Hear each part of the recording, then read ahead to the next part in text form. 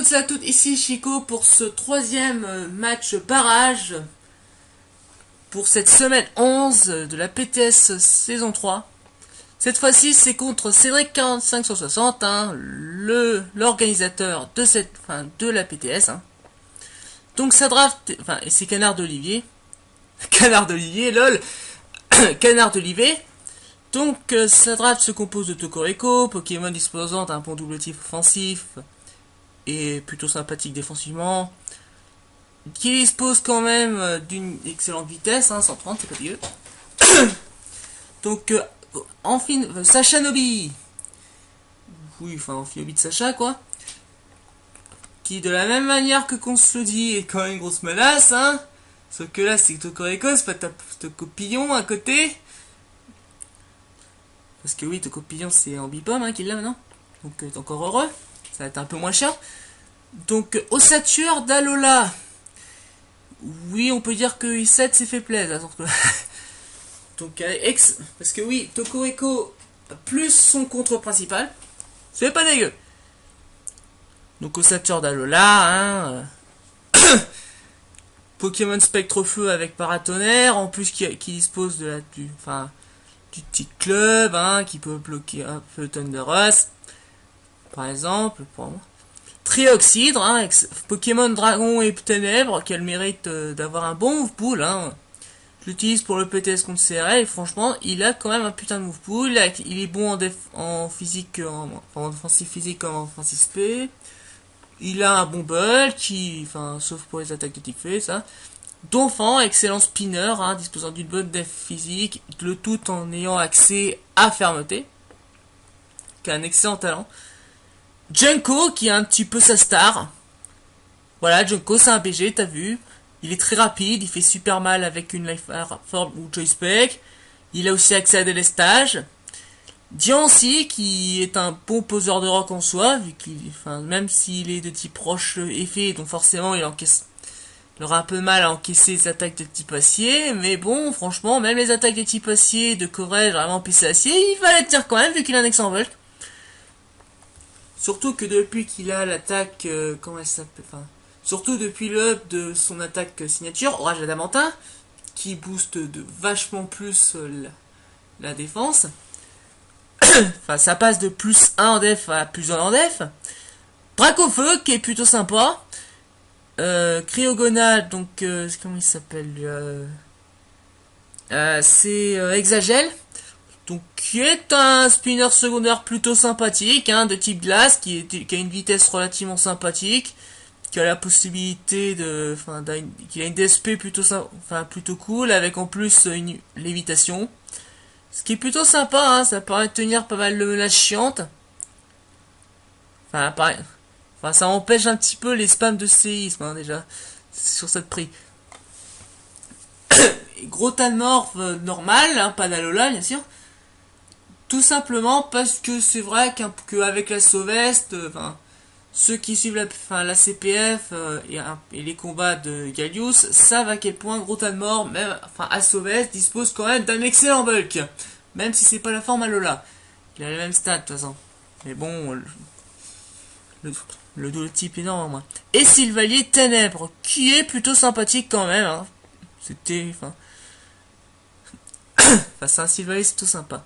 Donc, contre lui, j'ai prévu d'abord Florges, hein, et cette fois-ci, contrairement au combat contre Sloody, je peux me permettre de jouer ce PDF.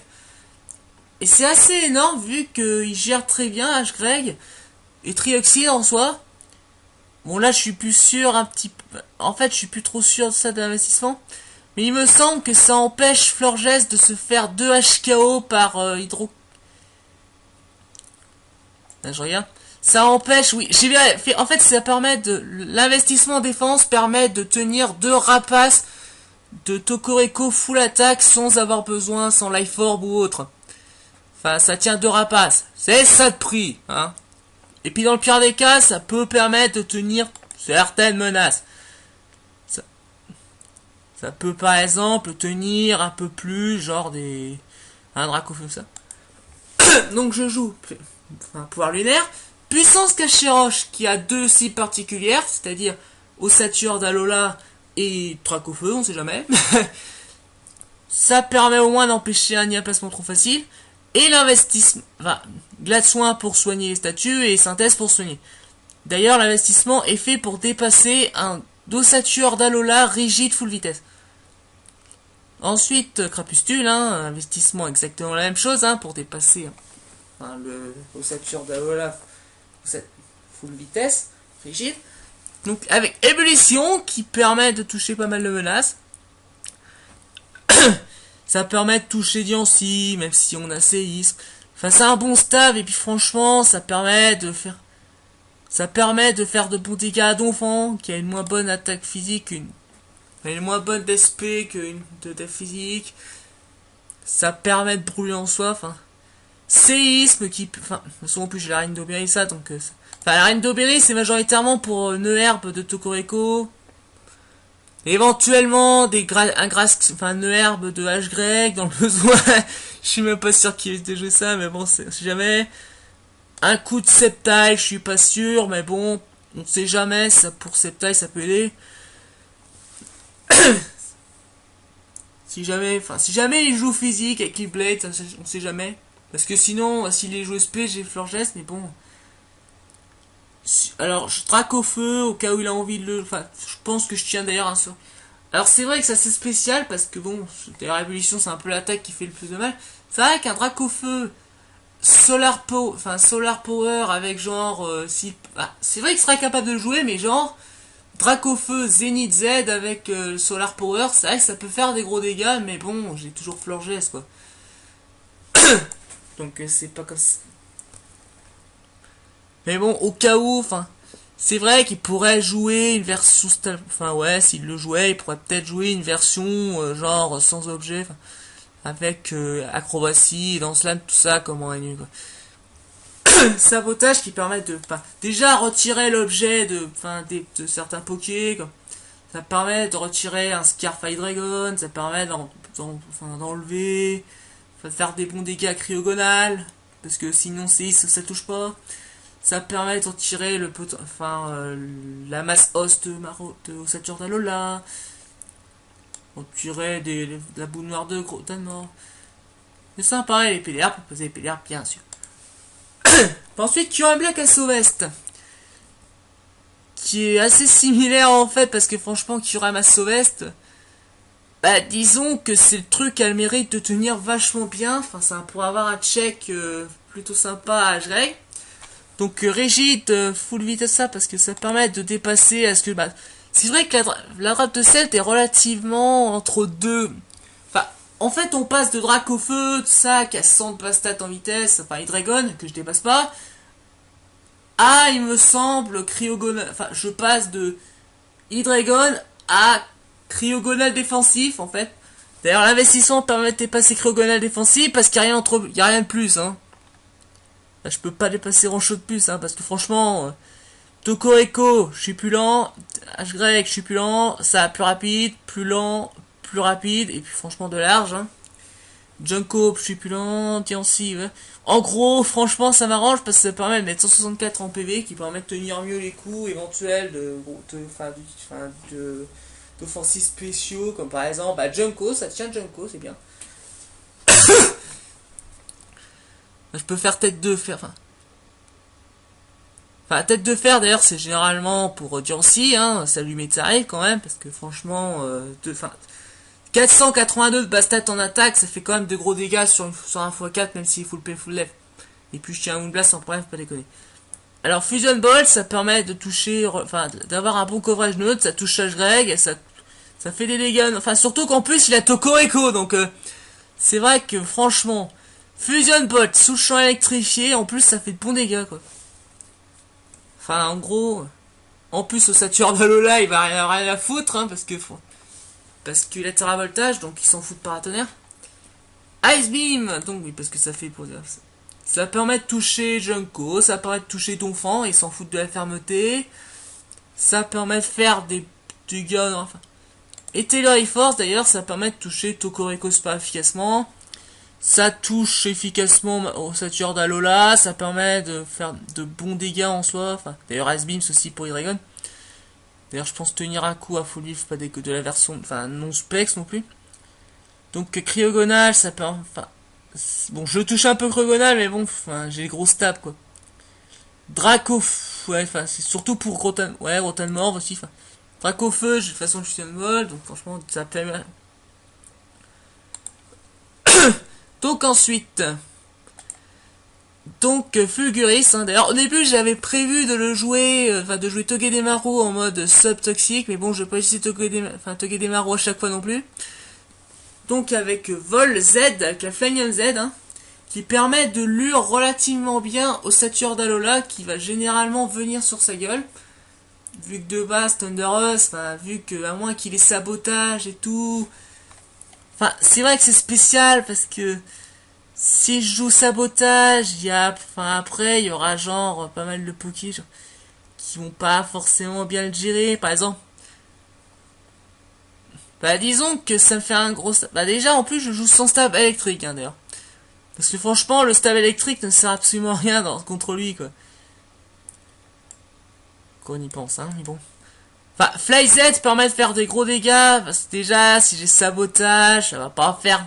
Enfin, Fly Z fait des gros dégâts à sa team en soi, parce que il y a Diancie, mais bon... Bon, j'ai Grass Note ça pour faire des gros dégâts, enfin... En fait, j'ai fait en sorte que le coverage soit un minimum intéressant. Donc Fly, c'est en général pour lure un peu au Saturn de Lola, Super Power, c'est pour le Dragon. Grass Note, c'est généralement pour ce qui est Donphan, Diancie, tout ça. Et Cradovac, c'est pour Tokoreko plus spécifiquement. Donc ensuite, à la case... Alors l'investissement, c'est pour dépasser éventuellement... Parce qu'il doit dépasser, hein. C'est-à-dire, il me semble que je dépasse... ouais. Enfin, ça me permet de dépasser... Junko, full vitesse, ouais, je crois. Donc ensuite, à la Kazam Focus Sage classique, avec Choc Psy, qui permet de faire plus de dégâts sur des pokés, comme par exemple... Cryogonal, hein, ça permet de faire plus de dégâts. Dazzling Gleam, ça permet de faire de gros dégâts, des dégâts monstrueux comme ça, face à one-shot Trioxide. Ça fait de bons dégâts, enfin c'est surtout pour Trioxide, hein, parce que sinon je ferai pas grand chose avec ces autres moves. Parce que Shadow Ball c'est pour au Satyr d'Alola, ça permet de toucher, faire des bons dégâts. Enfin d'ailleurs en plus, Choc Psy fait plus de dégâts à Rotan Morve. Energy Ball c'est pour faire des bons dégâts à Donphan, c'est pour faire des bons dégâts à Diancie, voilà. La vitesse, c'est d'ailleurs, il me semble c'est pareil, non même pas. Je sais pas pourquoi j'ai plus de vitesse sur lui, bon. C'est vrai que j'ai peut-être pas forcément besoin d'investir ça, donc je crois que c'est pour dépasser éventuellement. Ah oui, j'ai mis modeste parce que le seul truc que je risque forcément. En fait, ça permet de dépasser, il me semble, je crois, c'est Hydreigon. Je crois que c'est Hydreigon, au pire je mettrai ça en... Bon, et dernier Pokémon, Kiki, hein, qui est un set assez spécifique. Avec, étant donné que le... Donc avec Endure, hein, qui est... je sais plus le nom d'attaque, enfin... voilà, Télacité. Donc Télacité qui permet de rester à un PV et de dépenser la Beichi. Et donc booster l'attaque en plus de double la vitesse grâce à délestage. Et avec ce moveset, franchement, avec Mac Punch qui permet de faire de gros dégâts. Enfin, c'est un peu une de gros dégâts à Sashanobi, d'ailleurs. Enfin, à Sashanobi. Et d'ailleurs, Reversal et Earthquake, ça permet de toucher, même enfin, ça touche quand même pas mal de... Excusez-moi. Ça n'a rien à voir, hein. Donc, ça permet de faire de bons dégâts. Bon, vous avez vu hein, le calculateur Showdown, super, hein. C'était juste pour vérifier papa. Bon, ça change rien, hein. C'était juste pour vérifier au pire. Donc, ça... Enfin, séisme plus contre fait de gros dégâts sur toute sa team, hein. De manière générale, il faut entamer un petit peu et ça passe. Parce que séisme d'ailleurs fait de bons dégâts généralement sur tout ce qui fait. Enfin, ces deux immunités sol sont faibles au combat, donc ça passe. En fait, le seul truc qui est gênant par rapport à contre, c'est au Satyr d'Alola qui prend cher sur séisme, Tamuk comme ça qui est faible sur séisme. Donc franchement, ça offre un bon coverage. Et d'ailleurs, on pourrait peut-être me demander, mais pourquoi tu joues pas Jovial? Bah tu joues, c'est justement ça. Pourquoi je joue jovial, hein?